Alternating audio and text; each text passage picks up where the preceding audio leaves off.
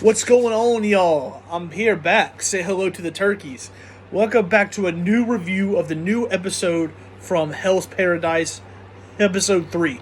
Now, for episode 2, we left off with gabimaru defeating all of those people during the test to see who can go to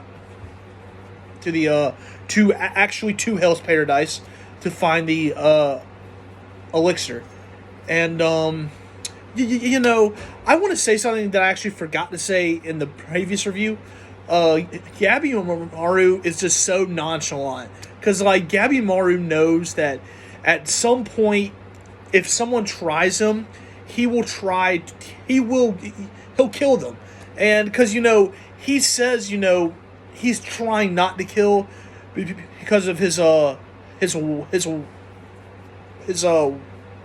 wife or whatever. And because she told him not to, but he still has that side on his heart where if someone tries to if someone tries to get in the way of his goal, or someone try to get in the way of him going back to his wife, then he'll kill them. And he's just so nonchalant about it because nobody can kill him. So he's just so nonchalant about it. But yeah, that's all I want to say really quick. But yeah, that's where we left off from episode 2. And so starting off with episode 3, we had all of the prisoners who are trying to be pardoned going on the ships to the island. And we finally start off the episode by going to the island, and we have gabimaru being shown on the island with his executioner, Sagiri, the girl from before who was going to kill him, but she gave him the pardon thing. And the thing about Sagiri is she's a very cool character too. She's a very great character too, but she has a cool backstory, tell me. But she is kind of the executioner or the samurai that she's the type to follow the rules. So as soon as they get to the island, she tells him to tie up his hands and just keep on. Just yeah. And now here's something else I want to say. The flowers, the plants and all that here that they show on the island looks so good. They really did they did a great job showing that. The flowers, the plants and all that, they did a great job. And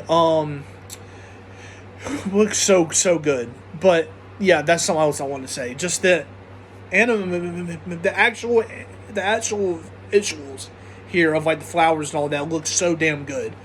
But yeah, but then we get to but then then it's almost like as soon as we step on the island, gabimaru gets attacked by some honestly can't remember the guy's name, but he's a prisoner who attacks gabimaru because he believes that he kills all the prisoners, he'll be able to find the elixir more faster. So he attacks gabimaru. Then of course gabimaru, being the nonchalant guy that he is, he kills him. And Sagiri decides to keep his hands tied still. And Sagiri basically, then gabimaru tries to fight Sagiri because gabimaru thinks Sagiri will basically just slow him up. She'll slow him down for him trying to find the elixir. So he tries to kill her. But, during the fight, she reminds him, hey, don't kill. She can see in his eyes that he's trying not to kill her, because she wants to see proof that criminals can change. She wants to see that proof. So she decides to not kill him, and he won't kill her. So she decides to spare him, and he just decides to spare her, and then they decide to cooperate. And then as soon as that happens, we all of a sudden start seeing these giant things start coming out from the trees, like this monster that looks so hideous with legs out of his eyes. He looks so crazy. Then we see my favorite character again, Blade Dragon, who, by the way, is a great character. We finally learned about his backstory, where he destroyed that entire. He destroyed that dragon thing, and he's a cool character, great character. But yeah, then we finally get to see his backstory, and him seeing the same thing that everyone else is seeing, with the monsters coming out of the trees, and Gabimaru has to fight them, and Sagiri, he decides to kind of help Sagiri to fight these monsters, and then that's pretty much where it ends.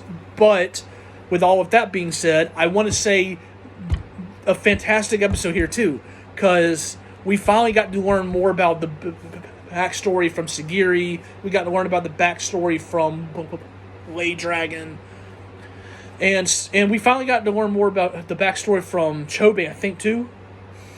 Don't correct me on that, but that might be in episode 4 where we learn about backstory from Chobe.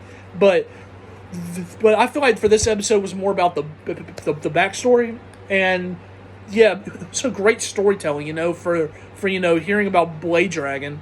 And the reason why I like Blade Dragon so much is because he's just he's a guy who's like very smart, but at the same time he knows when to fight. He knows how to fight, and he knows how to protect himself. And yeah, is why I enjoy Blade Dragon so much. And he so hearing about his backstory was very cool. And it is kind of like I said the first part of the episode, the flowers, the plants, all that looks so great. And just they really did a good job with the show, with the visuals and the pacing too. Still great. And the giant things they showed that coming from the trees, showed how great just the visuals are. And I'm really excited to see more about how Gabimaru will handle the fact he can't kill Sagiri, because he's trying to help Sagiri prove that criminals can change, and he's also not trying to kill because his wife though too. So he's trying not to kill, but he knows at some point he will have to.